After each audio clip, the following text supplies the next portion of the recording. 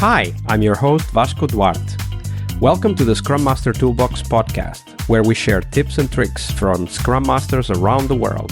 Every day, we bring you inspiring answers to important questions that all Scrum Masters face day after day.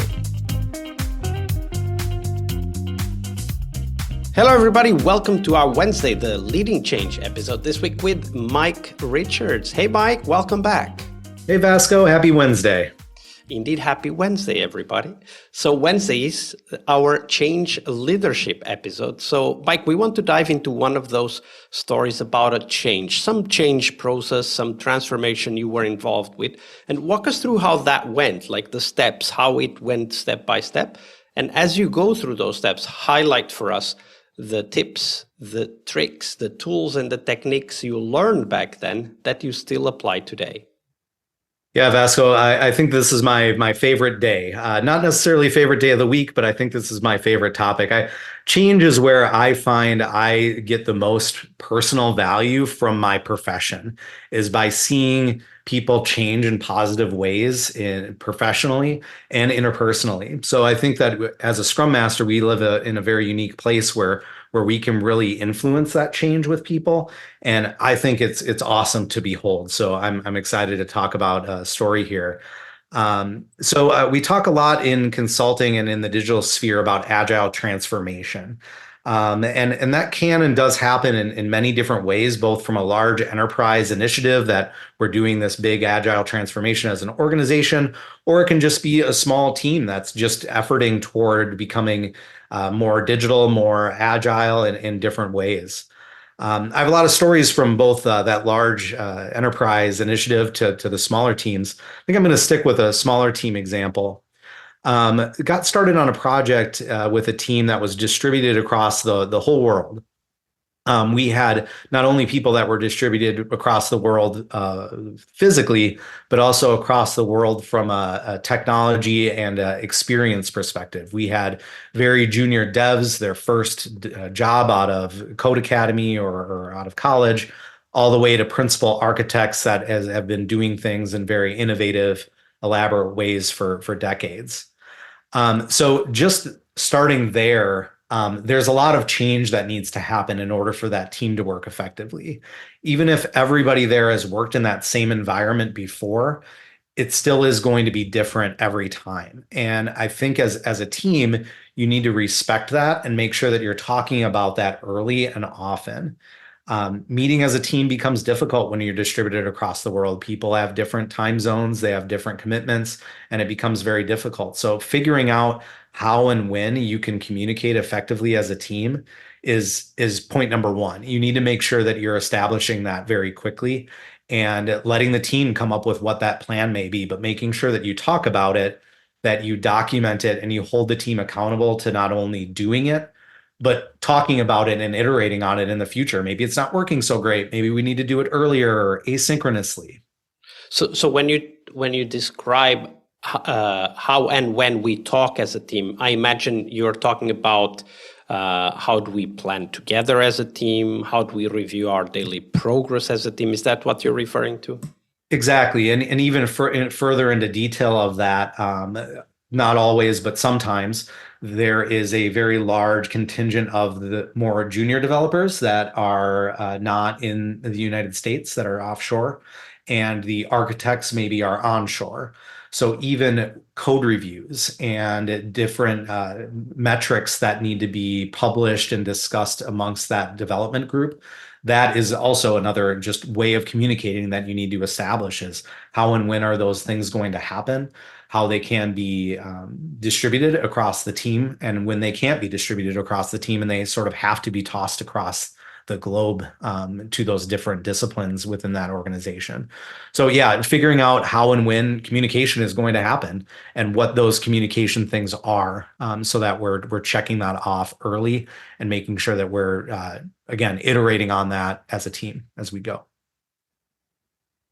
And as you went through that process of transformation, I mean, I can only imagine how hard it is to just get an agreement on the first topic, right? Figuring out how and when we talk together as a team. But what were the other aspects that you then brought in that team's journey through, I guess, adopting Agile, but also learning to work together, right?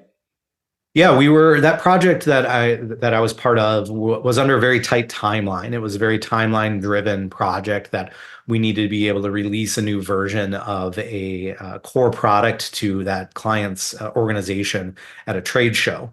And it needed to work. It couldn't just be bells and whistles and kind of lipstick on a pig. It had to be a functional application that was ready to be sold.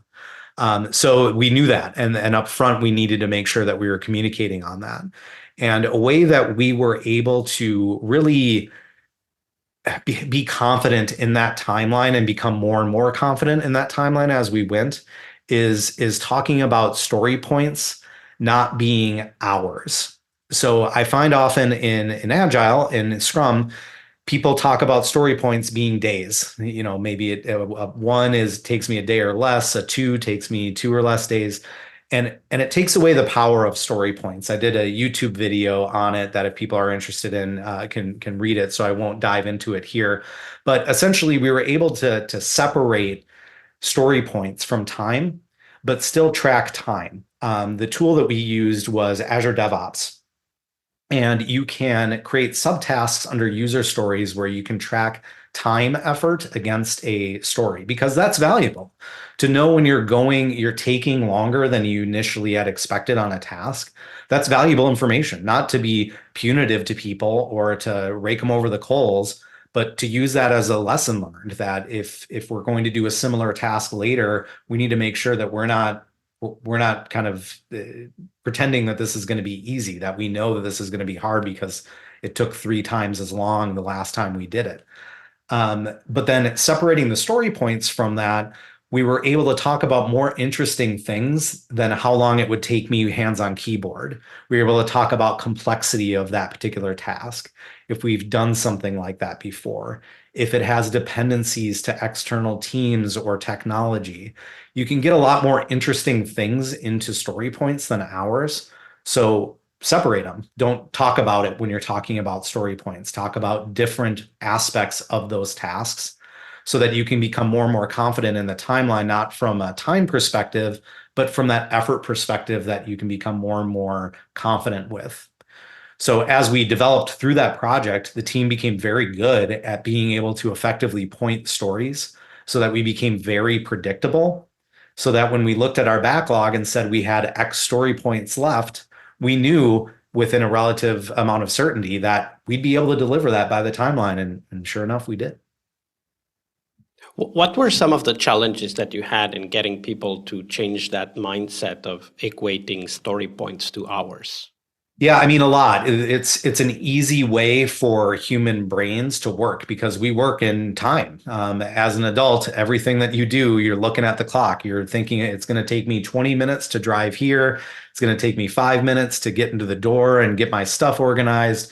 It's just how people think. So uh, letting people think that way and being able to track time via tasks, even though we didn't point that, so to speak, as a team, it was more of an individual aspect, giving them a place for that logic to live and not just ignoring it completely was a easier way to help the team be able to separate story points from hours, to be able to say, like, we're that's valuable information. We definitely want to know about how long that's going to take with your hands on keyboards to develop. But when we're talking about story points, let's not talk about that. We have a place where that can be contained, where that timeline or that time can live.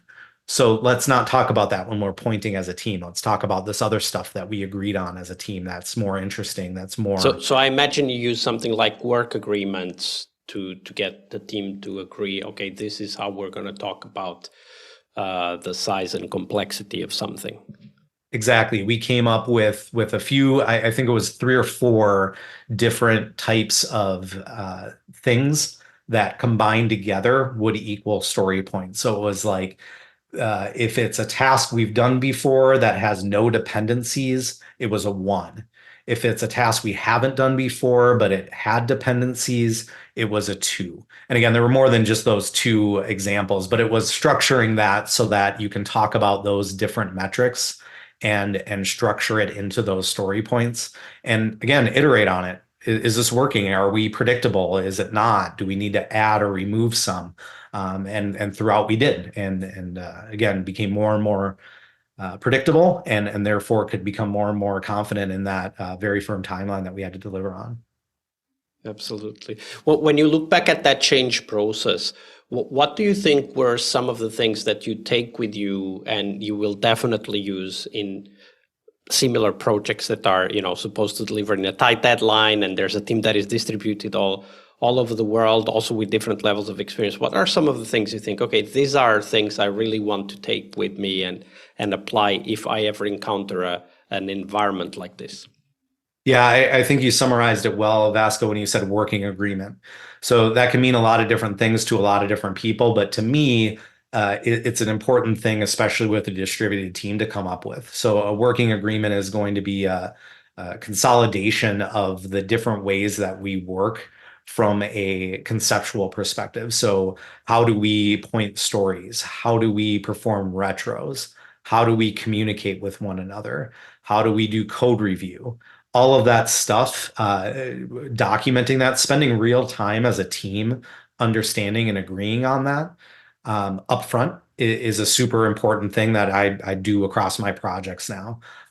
So again, you can make it as simple or as complicated as it needs for that team, but making sure that you're talking about how we're going to communicate, how we're going to work as a team up front, sets the stage for a successful project. Yeah, absolutely. Work agreements are definitely a tool for us to have in our toolbox and ready to come out whenever necessary. Thank you for sharing that, Mike.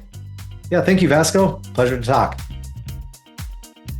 Leading change is one of the core skills we must acquire, but it is only one of the steps towards our success as Scrum Masters. Tomorrow, on Success Thursday, we will talk about how to define success for the Scrum Master role. We'll cover tips on how to measure your way to that position, and most importantly, how to develop that focus on continuous improvement that is as important for Scrum Masters as it is for teams.